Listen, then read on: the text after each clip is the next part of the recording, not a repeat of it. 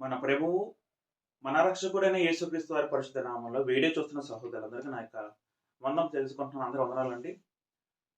దేవుని యొక్క మహాకృపను బట్టి ప్రేమ బట్టి మనం తిరిగి ఈ రీతిగా కలుసుకుని ఉన్నాం. అందుని బట్టి మన తండ్రి అయిన దేవునికి నిరంతరం మనం స్తుతులు చెల్లింపు బదులమే అన్నాం. ప్రియులారా, మనము ఇవాళ నేను దెయ్యములు అనే అంశం గురించి చెప్పాలని ప్రయత్నం చేయాలనుకుంటున్నాను. దెయ్యములు మనము కొత్త నిబంధనలో మనకు తెలుసు, దెయ్యం పట్టడము ఎక్కువ చదువుకుంటాం. దెయ్యాల గురించి ప్రస్తావన ఉంటుంది. మరి దెయ్యాల గురించి దేవుని వాక్యం ఏం సెలవిస్తుంది, దేవుడు ఏం చెప్తున్నాడు అనే అంశం గురించి నేను అలా చెప్పాలి ప్రయత్నం చేయాలనుకుంటున్నాను. దయచేసి వీడియో చాలా ఆసక్తికరంగా ఉంటుంది. మీరు అందరూ కూడా శ్రద్ధాశక్తితో చెప్తున్న మాటలు మీరు వినండి, గమనించండి, మీరు కూడా పరిశీలించమని నా యొక్క విన్నపం. రైట్, ఫ్రీలా మనం ఇవాళ మన అంశం ఏంటంటే దెయ్యములు కూర్చిన సత్యం.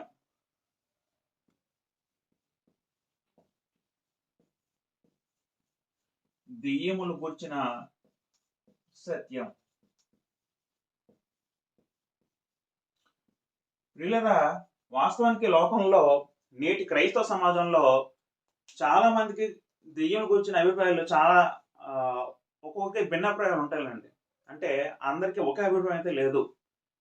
కొంతమంది ఈ కాలంలో కూడా దెయ్యం ఉందని అంటున్నారు, కొంతమంది ఈ కాలంలో దెయ్యం లేదంటారు, కొంతమంది దెయ్యం చూసే ఉంటారు, కొంతమంది దెయ్యం మమ్మల్ని వాలిందంటారు, కొంతమంది దెయ్యం వెలగొట్టామంటారు, కొంతమంది దెయ్యం పట్టే వారి నుండి. ఇలాగ మనం రకరకాల మాటలు వింటూ ఉంటాం, చూస్తూ ఉంటాం నేటి సమాజంలో, నేటి లోకంలో.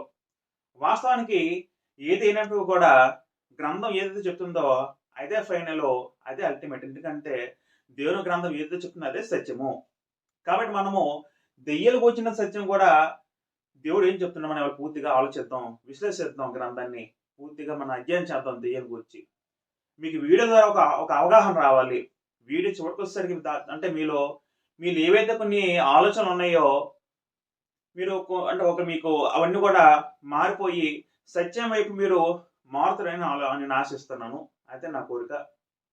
రైట్, ప్రియులారా, మనకి దెయ్యం అనగానే మన చిన్నప్పటి నుంచి మన చుట్టూ ఉన్న వాతావరణం, మన చుట్టూ ఉన్న లోకం, మనం చూస్తున్న సినిమాలు, చిన్నప్పుడు మనం అన్ని చూసి పెరిగాం కదండి. మనకి దెయ్యం అనగా ఎలా ఉంటుంది మన హృదయంలో, మనకు ఆలోచన ఎలా వస్తుంది అంటే ఒక వికృత రూపం ఉండి తెల్లని దుస్తులు ధరించి ఒక బ్లడ్ కారుతో నోటి నుండి అలా ఒక విధంగా ఒక భయంకర దృశ్యం మన ముందు కదలాడుతూ ఉంటుందండి. ఎందుకంటే మరి దెయ్యం అలా ఉంటుందేమో అనేక రకాల సినిమాలు వచ్చాయి, అనేక రకాల సీరియల్స్ కానీ రకరకాల. ఈ విధంగా లోకం ఏంటంటే దెయ్యాన్ని ఎలా చూపించిందంటే ఒక భయంకరంగా, భయాత్మకరంగా, అంటే మన హృదయంలో చిత్రించబడిపోయింది. మనం చిన్నప్పుడు చూస్తే పెరిగాం, అలాగా దెయ్యాలంగానే ఒక రకమైన ఒక భయంకర వికృత రూపం అని మనకు ఆలోచిస్తూ ఉంటాం. అయితే ప్రియులారా, ఏదైనా కూడా మీరు మీ మనసులో ఇంతవరకు ఏవైతే ఆలోచనలు ఉన్నాయో దెయ్యం గురించి అవన్నీ పక్కన పెట్టండి. మొత్తం క్లియర్ చేసేయండి మైండ్లో మీ హార్ట్లో మొత్తం దెయ్యం గురించి ఆలోచనలు ఏవైతే ఉన్నాయో మొత్తం డిలీట్ చేసేయండి. డిలీట్ చేసి దేవుని వాక్యం ఇప్పుడు ఏం చెప్తుందో అదే మీ హృదయంలో నింపుకోండి. అదే సత్యము. నేను ఒక విషయం స్టార్ట్ చేసి నేను అంశం మొదలు పెడతాను.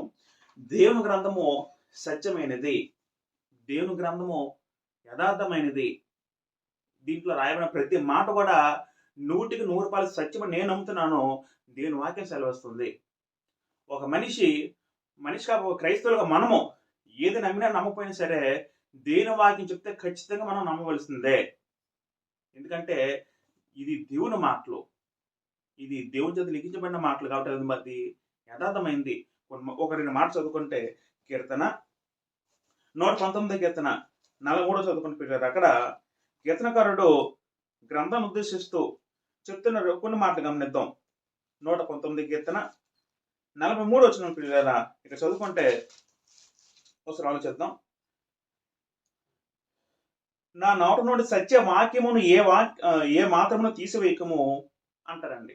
నా నోట నుండి సత్య వాక్యమును, మన దాని కిందకు వస్తే నీ న్యాయవిధుల మీద నా ఆశ నిలిపినాను అంటారు. అర్థం ఏంటో పిల్లరా, ఇతరకారుడు ఆ కాలంలో రచించబడిన గ్రంథం ఏదైతే ధర్మశాస్త్రం ఇవన్నీ ఏవైతే ఉన్నాయో దానిని సత్యవాక్యము అన్నారండి. సత్యవాక్యం అంటే అర్థం పెట్టారా, వాక్యం ముందు సత్యం అనే పదం తగిలించారండి. అంటే మనకి చదువుతున్న గ్రంథం అనేది సత్యవాక్యము, ఇది నిజమైంది, యథార్థమైంది. దీంట్లో ఏదైతే ఉందో ప్రతిదీ కూడా 100కి 100 వాస్తవము. ఇంకా సత్యం అనే మాట అనేక మాటలు ఉంటాయండి. యోహాను సువార్త 17:17 వచనంలో యేసు అంటారు, నీ వాక్యమే సత్యం అంటారండి అక్కడ. యేసు చేసిన ప్రార్థనలో తండ్రి ఉద్దేశిస్తూ నీ వాక్యమే సత్యం అంటారండి. అర్థం ఏంటి? దేవుని మాట సత్యము, దేవుని మాట లిఖించబడిన ధర్మశాస్త్ర కొత్త నిబంధన దేవుని గ్రంథం సత్యము. ఇంకా మనం చదువుకుంటే 2 తిమోతి రాసిన పత్రిక 2:15 కూడా అక్కడ పౌలు గారు తిమోతిని ఉద్దేశిస్తూ చెప్తున్న మాట ఏమంటే అక్కడ ఒక సందర్భంలో 2 తిమోతి రాసిన పత్రిక 2:15 మన జాగ్రత్త గమనిస్తే, అంటే తిమోతికి హెచ్చరిస్తూ పౌలు చెప్తున్న మాట, దేవుని దేట యోగ్యుని గాను సిగ్గుపడనక్కర్లేని పనివాని గాను సత్యవాక్యమును సరిగా ఉపదేశవాన్ని గాను అంటారండి. ఇక్కడ జాగ్రత్త గమనిస్తే సత్యవాక్యం అన్నారండి. జాగ్రత్త వినాలి. సత్యవాక్యం అనగానే ఆ వాక్యము సత్యమైనది, వాక్యం నిజమైందే మనకు ఒక విషయం అర్థం అవ్వాలి. దీన్ని బట్టి మన ముందు అర్థవలసిన విషయం ఏంటంటే పిల్లారా, గ్రంథం ఏది చెప్పితే అది సత్యము. గ్రంథము ఏది చెప్పకపోతే, గ్రంథం దాటి మన లోకంలో కానీ ఎక్కడ అవన్నీ కూడా అసత్య విషయం మనకు అర్థం అవ్వాలి. గ్రంథం చెప్తేనే సత్యము, గ్రంథం చెప్పంది అసత్యము. గ్రంథం దాటి పరిధి వెళ్ళిన, గ్రంథ పరిధి దాటి వెళ్ళిన ఏ మాటకి కూడా అది అవన్నీ కూడా అసత్య విషయం మనకు అర్థం అవ్వాలి. రైట్. ప్రియులారా, అయితే మనకి దెయ్యం గురించి గ్రంథం ఏం చెప్తామో పూర్తిగా ఆలోచిద్దాం. ఇంతవరకు నేను ఇందా చెప్పినట్టుగా మీ మనసుల్లో, మీ హృదయాల్లో ఏవైతే ఇంతవరకు దెయ్యం గురించి ఆలోచనలు ఉన్నాయో అవన్నీ పక్కన తీసేపడండి. దెయ్యం వాళ్ళకు ఉంటుంది, వీళ్ళకు ఉంటుంది, అన్ని పక్కన తీసి పడేసి ఫ్రెష్గా నిర్మలంగా చెప్పిన వాక్యం పూర్తిగా ఇక్కడి నుంచి మనం మన హృదయాలు ఎక్కించుకుంటే మీకు దెయ్యం గురించి పూర్తిగా స్పష్టమైన అవగాహన మనకి కంప్లీట్గా వస్తుందండి. రైట్. అయితే ప్రియులారా, దెయ్యములు ఉన్నాయా లేవంటే దెయ్యములు ఉన్నాయి. ఎంతవరకు ఉన్నాయి మీకు లాస్ట్లో చెప్తాను. దెయ్యాలు అయితే ఖచ్చితంగా ఉన్నాయి. ఎందుకంటే యేసువారి కాలంలో మనం గ్రంథాల్లో సువార్తల్లో ఎస్పెషల్ 4 సువార్తలను చూస్తూ ఉంటాం. జనులకు దెయ్యం పట్టడము, యేసు ప్రభు వారు వెళ్ళగొట్టడం అని అనేక సందర్భాలు చూస్తూ ఉంటాం. అవన్నీ మనం చర్చిద్దాం. కాబట్టి దెయ్యములు ఉన్నాయి అనే విషయం మనకు అర్థం అవ్వాలి. Right.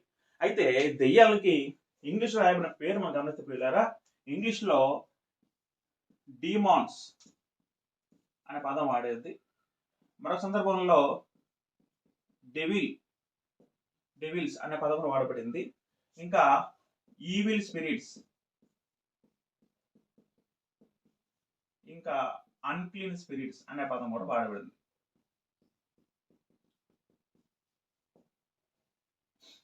డీమాన్స్, devils, evil spirits, unclean spirits అనే పదాలు ఇంగ్లీష్ మనం చూడగలము.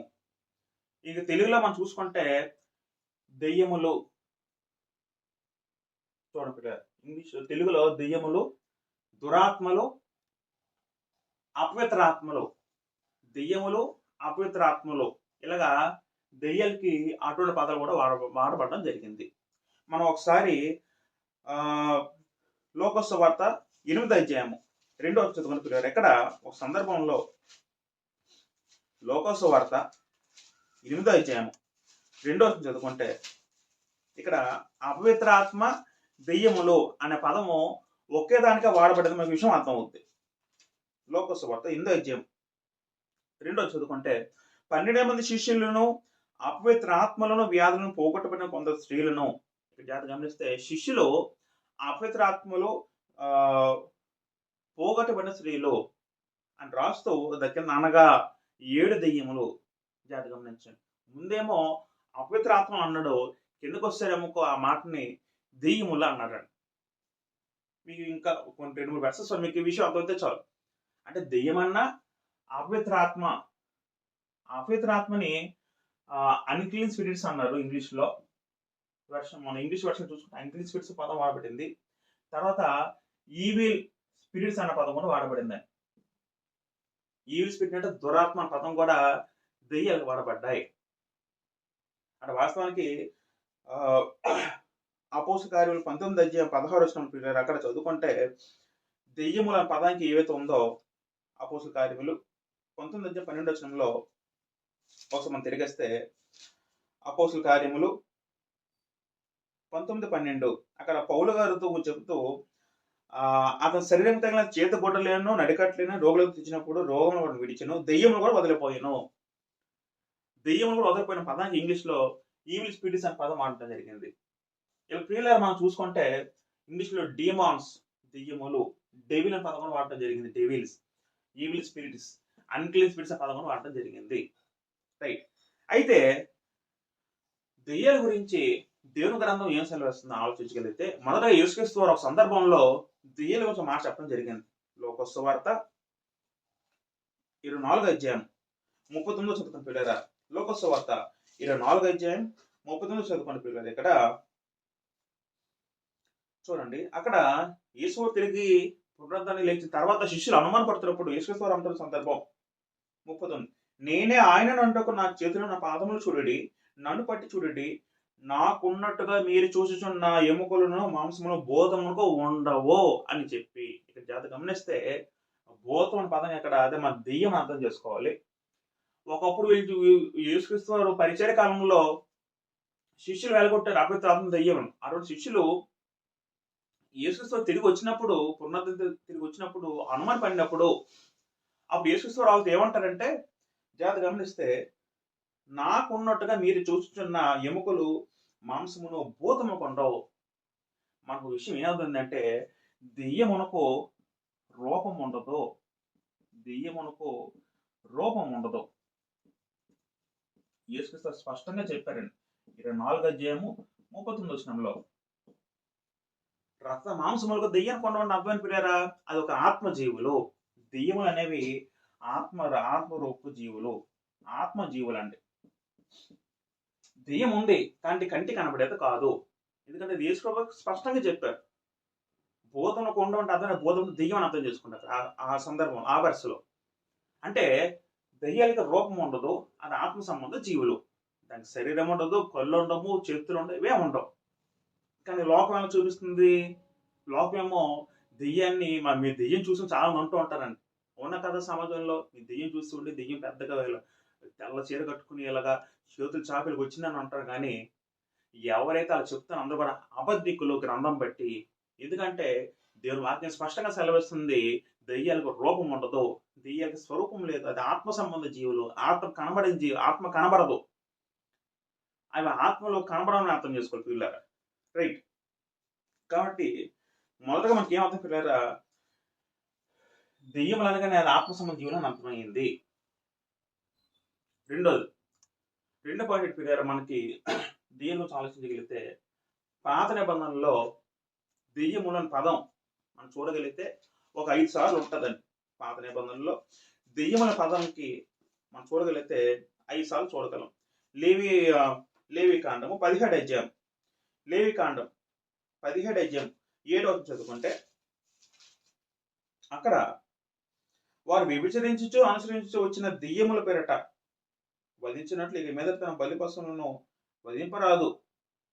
ఇక జాతి గమనించారా, వాళ్ళు వ్యభిచారులై అనుసరించి వచ్చిన దెయ్యముల పేరిట వధించినట్లు. ఇంకా అర్థం ఏంటంటే, ఇక్కడ ఈ సందర్భంలో దెయ్యం పేరు వధించిన అర్థం ఏంటంటే, అన్యజనులు విగ్రహాలు కనిపించే ఆ బలులు వాళ్ళు ఉద్దేశిస్తూ విగ్రహారాధనని దేవుడు ఇక్కడ దెయ్యములతో పోల్చాడు. విగ్రహాలు దెయ్యాలతో పోల్చే విషయం మనకు అర్థం అవ్వాలంటే, అంటే పాత నిబంధనలో దెయ్యం పట్టడం అనేది కనబడదు. కాకపోతే దెయ్యం అనే పదం ఎలా వాడబడిందంటే, విగ్రహాలకి వాళ్ళకి మారు రూపంగా పదం వాడబడింది. ఇంకా మనం ఆలోచించగలిగితే ద్వితీయోపదేశ కాండము 32 అధ్యాయం 17 చదువుకుని పిల్లరా. ద్వితీయోపదేశ కాండము 32 అధ్యాయం 17 చదువుకుంటే, ఇక్కడ వారు దేవత్వములైన దెయ్యములకు తాము మెరగని దేవతలకు క్రొత్తగా పుట్టిన దేవతలకు అంటారండి. ఇక్కడ అంటే సందర్భం ఆలోచించగలిగితే ఇక్కడ ఈ సందర్భంలో కూడా దెయ్యములను ఎలా వాడబడిందంటే, క్రొత్తగా పుట్టిన దేవతలు, దేవత్వం లేనివి దెయ్యాలతో పోల్చారండి. అంటే దేవుడు దేవత లేని వాటికి అవి దెయ్యాలు. దేవత ఉంటే దేవుడు అవుతాడు, దేవత లేకపోతే దెయ్యం అవుద్ది. అంటే విగ్రహాలని పూజిస్తున్న జనులు, అంటే వాళ్ళు ఎవరైతే పూజిస్తున్నారో విగ్రహాలని, ఆ దేవత మాకు పూజిస్తున్న వాళ్ళ దృష్టిలో ఉన్న దేవతల్ని దెయ్యములనే దేవుడు చెప్పడం జరిగింది. ఇలా మనం చూసుకుని పిల్లరా, కీర్తన 106:37 కూడా, అంటే మనకి పాత నిబంధనలో దెయ్యము అనే పదం మనం ఎలా ఆలోచించగలగాలంటే, సందర్భం బట్టి అది ఎస్పెషల్లీ దెయ్యం పట్టడం అంటే డిమాన్ పొజిషన్ అనేది కాకుండా, దెయ్యం గురించి అలంకార రూపంలో రాయబడిన మాటలు తప్ప దెయ్యం గురించి ప్రత్యేకంగా ఎక్కడ కూడా మనం చూడలేం. 106 కీర్తన 37 చదువుకోండి పిల్లలు. ఇక్కడ కూడా చదువుకుంటే, మరియు వారు తమ కుమారులను తమ కుమార్తెలను దెయ్యములు బలిగా అర్పించారంటారు. ఆ కాలంలో విగ్రహాలు చేసినప్పుడు జనులు తమ బిడ్డలను బలిగా ఇచ్చేవారంట. ఎంత ఘోరమో చూడండి. అది దేవుడు చాలా ఖండించారండి. ధర్మశాస్త్రంలో కూడా ఒక ఆజ్ఞ ఏంటంటే వాళ్ళకి, ఇశ్రాయేలుకి మీ పిల్లల్ని బలిగా ఇవ్వకూడదు అని ఒక ఆజ్ఞ ఉంటదని. అంటే ఆ కాలంలో తమ తమ కుమారులను పిల్లలను బలిగా ఇచ్చేవారంట వాళ్ళు పూజిస్తున్న దేవతలకి. అదొక ఆచారంగా సంప్రదాయంగా కొనసాగింది. అంటే ఇక్కడ కూడా విగ్రహాలు కల్పించిన బలులు దెయ్యములు కల్పించేవారని అక్కడ దేవుని అంత మనకి సెలవిస్తుంది. కాబట్టి రైట్. పిల్లలు ఈ కాలం మనం చదువుకుంటే పాత నిబంధనలో దెయ్యం పట్టడం అనేది మనకు కనపడదు. కాకపోతే దెయ్యము అనే పదానికి మనం ఇటువంటి రిఫరెన్స్ మీద ఏవైతే ఉన్నాయో ఒక ఇంచుమించు 5 రిఫరెన్స్ మనం చూసాం. లేవికడ 17:7, ద్వితీయోపదేశకాండం 32:17, కీర్తన 106:37 ఇలా చూసుకుని పిల్లలు అక్కడ దెయ్యములు అని గురించి పదం ఉంటుంది. కాకపోతే అది మనం ఎలాగ అర్థం చేసుకోవాలంటే అది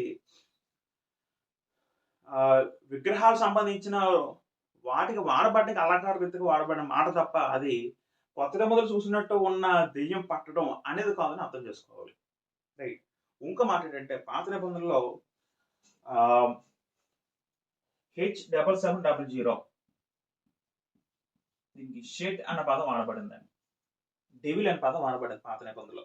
అయితే దీనికి ఈ మాటకి మీరు ఇంకా ఈ పదం ఇంకెక్కడెక్కడ ఉందో చదవగలిగితే వెరీ విచిత్రంగా పాత నిబంధనలో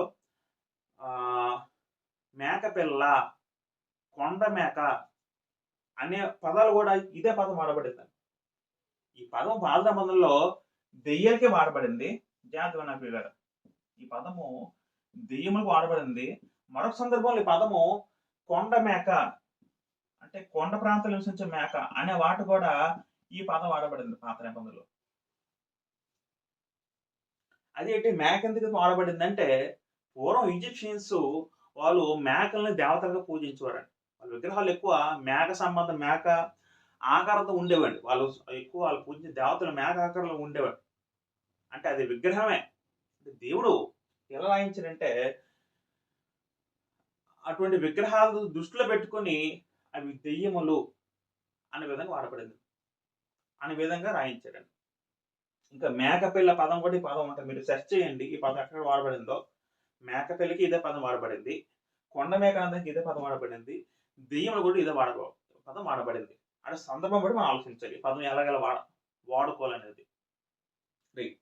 అయితే మనకి పాత నిబంధన చూసుకున్న పిల్లరా దురాత్మ పదం 2 సార్లు ఉంటుందని జాగ్రత్తగా గమనించండి. పాత నిబంధనలో దురాత్మ పదం ఉంటుంది. న్యాయాధిపతుల గ్రంథము 9వ అధ్యాయము 24వ వచనం చదువుకుని పిల్లరా. న్యాయాధిపతుల గ్రంథము 9వ అధ్యాయము 24 చదువుకుంటే ఇక్కడ దేవుడు కింద వచ్చినము 24 కిందకి, దేవుడు అబీమెలెకును షెకెము యజమానులకును వైరం కలుగుటకే వారి మీదకి దురాత్మను పంపాను.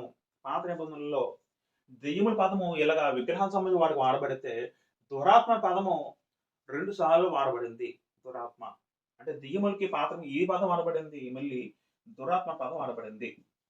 మొదటగా న్యాయాధిపతుల గ్రంథము చూసుకుంటే న్యాయాధిపతుల గ్రంథంలో ఇప్పుడు మనం ఆలోచించినట్టు 9వ అధ్యాయం 24లో రాయబడింది. ఇక్కడ దేవుడు దురాత్మ పంపిన పదం ఉంటుందండి. దేవుడు దురాత్మను పంపిన పదం అక్కడ చూడగలం. అంటే అక్కడ దురాత్మ ఏం చేసిందంటే అక్కడ వైరం కలుగు చేసింది. వైరం కలుగు చేయడానికి దేవుడు దురాత్మ వాడుకున్నట్టు నాకు అర్థం అవుతున్నాను. రైట్.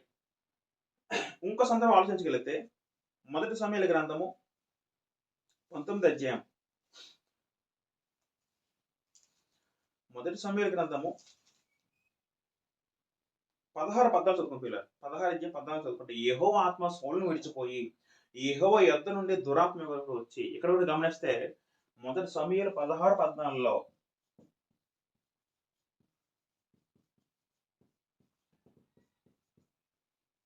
మొదటి సమూయేలు 16:14లో ఇక్కడ యెహోవా యొద్ద నుండి దురాత్మ వచ్చి ఒకటి జాతి గమనిస్తే యెహోవా ఆత్మ సౌలుని విడిచిపెట్టిన అర్థం ఏంటి? దేవుని ఆత్మ. పరిశుద్ధాత్మ సౌలుని విడిచిపోయిన వెంటనే దేవుని నుండి వచ్చిన దురాత్మ అతను పట్టిందట. ఇక్కడ గమనిస్తే పాత నిబంధన మొత్తం అంతట్లో కూడా, ఓల్డ్ టెస్టమెంట్ అంతట్లో కూడా మనకి కేవలము ఈ ఒక్క సందర్భం మాత్రం ఉంటది పిల్లలు. ఓల్డ్ టెస్టమెంట్ అంతట్లో కూడా దెయ్యం పట్టిన సందర్భం ఎక్కడైతే ఉంటదంటే కేవలము అది మొదటి సమూయేలు గ్రంథంలో సౌలు దగ్గర మాత్రమే మనం చూడగలము. సౌలుకు మాత్రమే దురాత్మ పట్టినట్టు చూడగలము. మళ్ళీ దురాత్మ విడిపించుకోవడానికి దావీదు పిలిపించుకోవడం తన సైనికుల చేత అనేది మనం చూడగలం. ఆ దురాత్మ కూడా దేవుని యొద్ద నుండి వచ్చిన విషయం అర్థం చేసుకోవాలి. పాత నిబంధనలు కేవలం ఈ ఒక్క సందర్భం తప్పించి, సౌలు విషయంలో తప్పించి పిల్లరా ఇంకెక్కడ కూడా దెయ్యం పట్టిన దాఖలాలు మీకు ఎక్కడ చూడలేదు గ్రంథంలో. మీకు కాదు మొత్తం తిరిగాను తప్ప పాత నిబంధనలు ఎక్కడ కూడా దెయ్యం గురించి ప్రస్తావన మరి ఉండదు. అంటే దెయ్యం వ్యక్తిని పట్టడము, కొత్త నిబంధనలు చూసిన దెయ్యం పట్టడం అనేది పాత్ర మీకు ఎక్కడ మీకు కనబడదు, ఒక్క సౌలు విషయంలో తప్ప. ఇది కూడా ఆ దురాత్మ కూడా దేవుని యొద్ద నుండి వచ్చింది అనేది గ్రంథం స్పష్టంగా సెలవిస్తుంది. దేవుని యొద్ద నుండి వచ్చింది విషయం మీకు ఆ తర్వాత ఎక్స్ప్లెయిన్ చేస్తాం. రైట్. ఇప్పుడు మనం కొత్త నిబంధనకు వస్తే మనం ఎంత నేర్చుకున్నట్టు యేసు ఏం చెప్పారంటే ఇవి ఆత్మజీవులు, దానికి రూపం ఉండదని చెప్పారండి. కాబట్టి మన హృదయంలో మన నిశ్చితం చేసుకోవాలంటే దెయ్యాలకి రూపం ఉండదు, దెయ్యాలకి అసలు శరీరం ఉండదు, దెయ్యాలకి మాంసం ఉండదు, అసలు కంటి కనబడేది కాదండి. కంటి కనబడితే దెయ్యం కాదు, ఆ విషయం అర్థం చేసుకోవాలి. మరి లోకల్ వింటున్నాం కదండి, లోకల్ చూస్తున్నాం కదండి, అనేక రకాల వీడియోస్ చూసాం కదండి, సినిమాలు చూస్తున్నాం, యూట్యూబ్లో వీడియోలు చూస్తున్నాం, రకరకాల వింటున్నాం, దెయ్యం చూసామని మరి అందరూ అబద్ధం అంటే అబద్ధమే. మనం దేవుని వాక్యం సత్యమని నమ్మితే దేవుని వాక్యం చెప్పిందే సత్యం. మీకు ఇందాక స్టార్టింగ్ చెప్పాను, యేసు లేవని చెప్తే కనబడదని చెప్తే కనబడదని నమ్మాలి. నాకు ఇంకా కనబడదని నమ్మితే అంటే నువ్వు విశ్వసించట్లేదు, యేసు మాట విశ్వసించట్లేదు. మనం దేవుని మాట మనం నిర్లక్ష్యం చేస్తున్నాం, అర్థం చేసుకోవాలి. దెయ్యం కంటికి కనబడితే కావు, ఆ విషయం నాకు ఒకటి అర్థమైంది. రైట్. పాత నిబంధనలో మనం చూసుకుంటే దేవుని పదము విగ్రహాల సంబంధంగా విధంగా వాడబడింది తప్ప ఒక మనిషిని పట్టడం ఆ సందర్భంలో ఎక్కడా చెప్పబడలేదు. కేవలం పాత నిబంధనలో ఒకే ఒక సందర్భము, సౌలు సందర్భంలో మాత్రమే దెయ్యం పట్టినట్టు మనం చూడగలం. దాన్ని దురాత్మ పిలిచారు, అది కూడా దేవుని యొద్ద నుండి వచ్చిన విషయం మనకు అర్థమవుతుంది. ఇది పాత నిబంధనలో దెయ్యం ఆ పదం ఉంది ప్రస్తావన. రైట్. పిల్లలైతే మనం ఒకసారి కొత్త నిబంధనకు వద్దాం. కొత్త నిబంధనకు వస్తే పిల్లలు ఇక్కడ మన జాగ్రత్తగా ఆలోచించగలిగితే మనం అంతా కూడా బైబిల్ స్టడీ చేస్తున్నాం, మనకు తెలుసు. నేను ఏదైనా కూడా మొత్తం స్టడీ ద్వారా చెప్తాను, మాట ద్వారా కాకుండా ఏ పదాలు వాయబడ్డావు జస్ట్ మనం ఆలోచిద్దాం, మనకి ఇచ్చిన దేవుడు జ్ఞానం బట్టి మనం ఆలోచిద్దాం. రైట్. కొత్త నిబంధనలో పిల్లలు మనం దెయ్యాలకి డీమాన్స్ చదువుకున్నాం. డీమాన్స్ అనే పదంకి డైమోనియన్,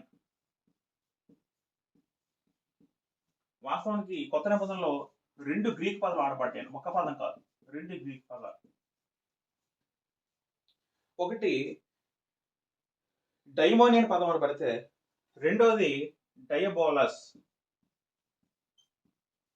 అనే పదం వాడబడింది. దెయ్యం అనే పదానికి 2 పదాలు వాడబడ్డాయి, ఒక పదం వాడబడలేదు. వాస్తవానికి ఈ డైమో అనే గ్రీక్ పదానికి మనం ఎలా అర్థం చేసుకున్నట్టు పిల్లలు, అది అపవాది సేవకులైన దుష్టాత్మలను సూచించడానికి పదం వాడబడిందని అర్థం చేసుకోవాలి. రెండోది ఈ పదానికి అర్థం ఎలా అర్థం చేసుకోవాలంటే ఒక వ్యక్తిని మరొక వ్యక్తిని తప్పుగా నిందించడం, ఒక వ్యక్తిని అతన్ని దూషించే వ్యక్తిగా అనే దానికి ఈ పదం వాడబడింది. జాగ్రత్త వినాలి. దీన్ని డీమాన్స్ పదం దీనికి వాడబడితే ఈ డైబోల్స్ పదంకి డెవిల్ అనే పదం వాడబడింది.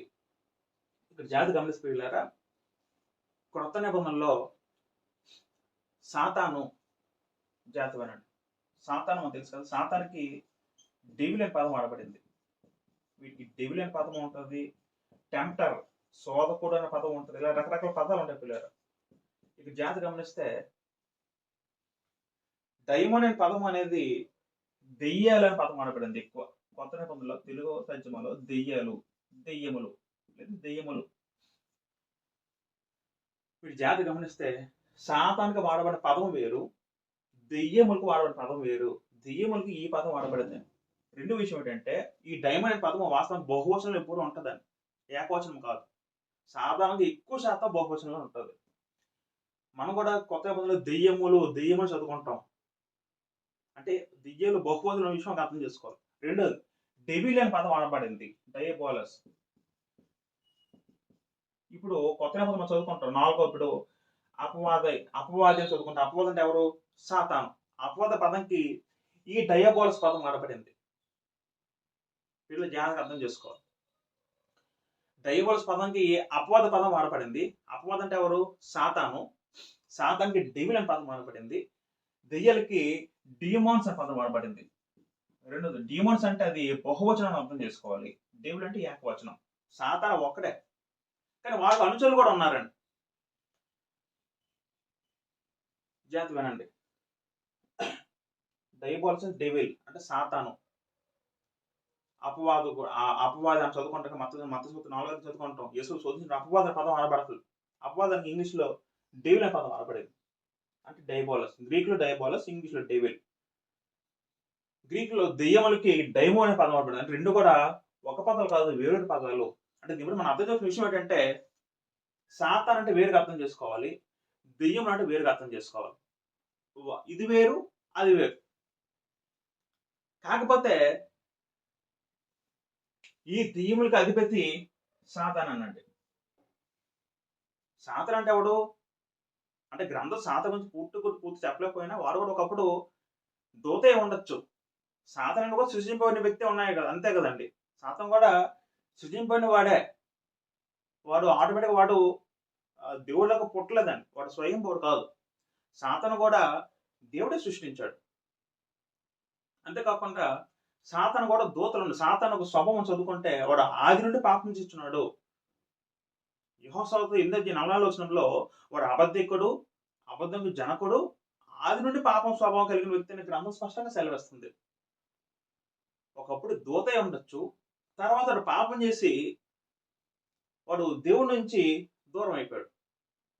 అంతేకాకుండా గ్రంథం చెప్తున్న మాట ఏంటంటే సాతాను ఆలోచించగలిగితే సాతానికి వాని యొక్క దూతలు కూడా ఉన్నారు పదం ఉంటుందండి. మత్తయి సువార్త 25:41 చదువుకొని పిల్లారా. మత్తయి సువార్త 25:41 చదువుకొని పిల్లారా. ఇక్కడ శపింపబడిన వారులారా, నన్ను విడిచి అపవాది వాని దూతలకును సిద్ధపరచబడిన నిత్యాగ్నిలకు పోవుడు అని అంటారు. అపవాదికి సిద్ధపరచబడి ఉంది ఏంటి? నిత్యాగ్ని. ఆ నిత్యాగ్నిలోకి అపవాది మాత్రమే కాదు, కానీ అపవాదితో పాటు తన దూతలు కూడా వెళ్ళిపోతారు. తన దూతలు అంటే అపవాది కూడా సాతాను కూడా దూతలు ఉన్నాయి అనే విషయం మనం అర్థం చేసుకోవాలి. అపవాది వాని దూతలు.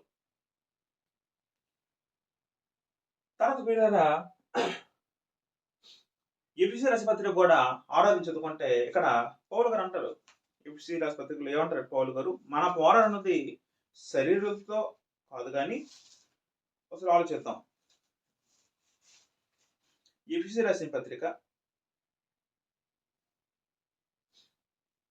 6:12 చదువుకోండి. ఏలయంగా మన పోరాటం అనేది శరీరంతో కాదు కానీ ప్రధానులతో, అధికారులతో, ప్రస్తుత అంధకార సంబంధములకు, లోకనాథులతో, ఆకాశ మండలం ముందున దురాత్మల సమూహముతో. ఆకాశ మండలం దురాత్మల సమూహం అన్నారండి ఇక్కడ. అంటే ప్రజెంట్ ఇప్పుడు ఈ లోకంలో ఈ కాలం కూడా సాతాను ఉన్నాడు. సాతాను కూడా దూతలు ఉన్నాడు. వాళ్ళు కూడా దురాత్మ సమూహం పిలవబడిందండి.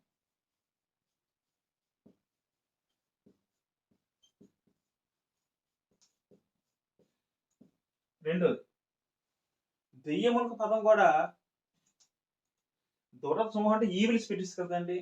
Evil spirits. ఈవిల్ అంటే చెడ్డ ఆత్మలు, అంటే దుర అంటే చెడ్డ అని అర్థం చేసుకోండి. దెయ్యములు కూడా ఈవిల్ స్పిరిట్స్ పదం వాడబడింది. వాస్తవానికి వీరిద్దరూ ఒకటైనా ఆలోచించాలి. ఫస్ట్ ఒకటి మనం ఇక్కడ చెప్పిన దురాత్మ సమూహం ఏదైతే ఉందో మన పోరాటం అది ఒకటైనా ఆలోచించగలిగితే ఇప్పుడు కూడా దురాత్మ సమూహాలు ఉన్నాయి. అయితే ఇప్పుడు వీటి యొక్క పని వేరు. ఇప్పుడు సాతాను ఉన్నాడు, వాడికి దూతలు ఉన్నారు. కాకపోతే వీళ్ళిద్దరు ఒక పని వేరండి. ఇప్పుడు వీడి యొక్క పని వేరు. వీళ్ళు మనుషులు ప్రేరేపిస్తారండి. మనుషులు పాపం చేయడానికి ప్రేరేపిస్తారు తప్ప వాళ్ళు మనుషులు ఆవహించరండి. జాగ్రత్త వినాలి. సాతాను మనుషులు ప్రేరేపిస్తాడు. అనేక మాటలు ఉంటాయి. అననీయ సభ్యుల సందర్భంలో అపొస్తలుల 5వ అధ్యాయంలో పరిశుద్ధాత్మను మోసపుచ్చుటకు సాతాను ఎందుకు ప్రేరేపించిన అంటాడండి పేతురు. సాతాను ఎందుకు ప్రేరేపించిన అంటాడు. ప్రేరేపించిన అర్థం ఏంటండి? సాతాను వాళ్ళకి దూతలు ఏం చేస్తారు? ప్రేరేపిస్తారండి. ఒక మనిషిలో పెట్టి ఆవహించడాలు మన హృదయాలను ప్రేరేపిస్తారు, మన మన మనసును ప్రేరేపిస్తారు.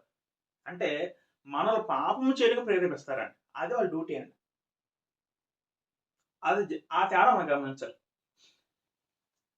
కొత్త నిబంధనలో రాయబడిన పదాలు దెయ్యములు ఇక్కడ ఈ పని వేరు. వీళ్ళు మనిషి పడతారు. ఈ దెయ్యంలో మనిషి పెట్టేవంటే ఒక మనిషిలో ఆవహించేవండి. ఒక మనిషిలో దూరిపోయి వాళ్ళని కంట్రోల్ చేసేది. అది దెయ్యం పట్టడం అర్థం చేసుకోవాలి. సాతాను కూడా ఉన్నాడు. వాడు దూత సమూహం ఉంది. వీళ్ళేం చేస్తారు పిల్లరా? వాడు ప్రేరేపించే శక్తిని పదం వాడబడుతుంది. అంటే వాడు ప్రేరేపిస్తారండి. వాళ్ళు దేన్ని ప్రేరేపిస్తాడు? మనుషుల్ని పాపం చేయడానికి ప్రేరేపిస్తాడు. ఒక సందర్భంలో యోహాను సువార్తలో ఇస్కరియోతు యోధ మనసులో అపవాది ఆలోచన పుట్టి ఉండిన పదం ఉంటది. అంటే అపవాది ఏం చేస్తాడంటే మన మనసుల్లో దురాచన దుష్టాలను పుట్టిస్తారండి. పుట్టించి మనల్ని పాపం చేయడానికి ప్రేరేపిస్తాడు. కాబట్టి ఒక విషయం మనకి ఏం అర్థం చేసుకోవాలంటే వీడి యొక్క పని వేరు, సాతాను వాడి యొక్క పని వేరు, దెయ్యములుగా పిలువబడ్డ కొత్త కాలంలో వీటి యొక్క పని వేరు.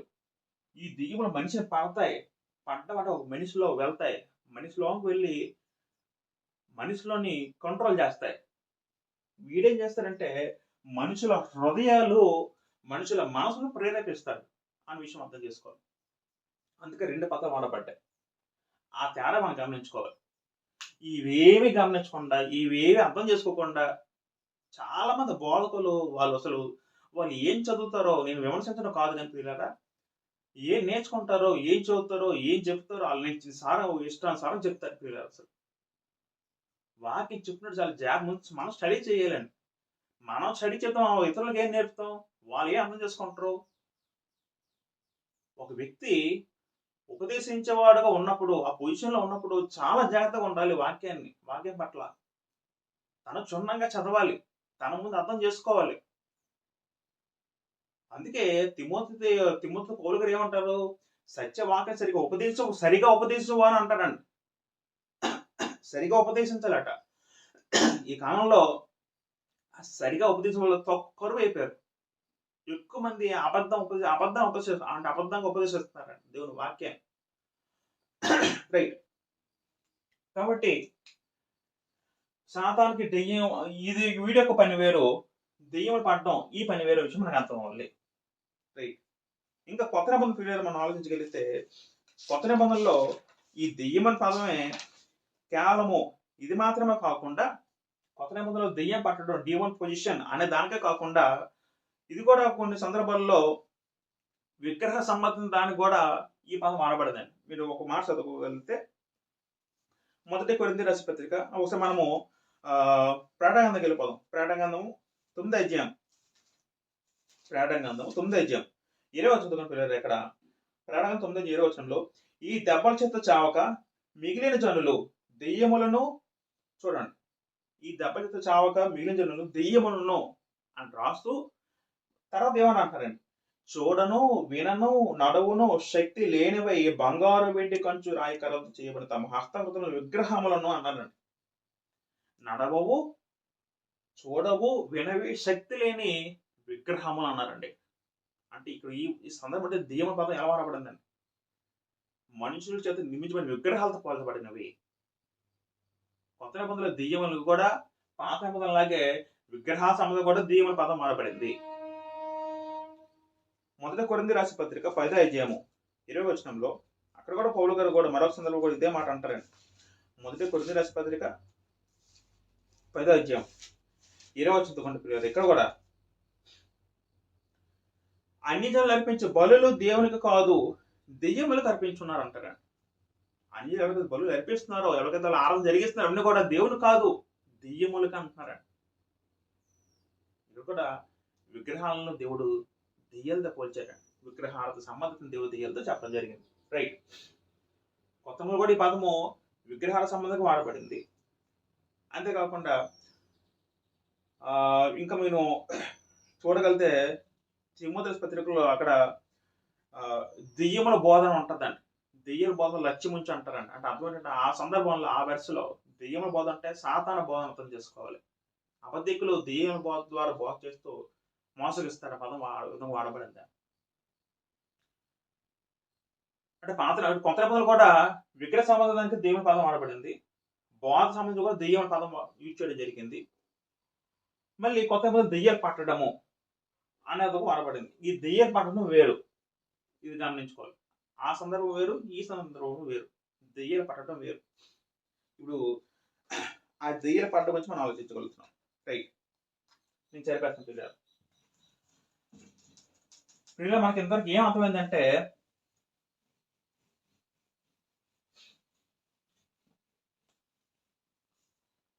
దెయ్యములు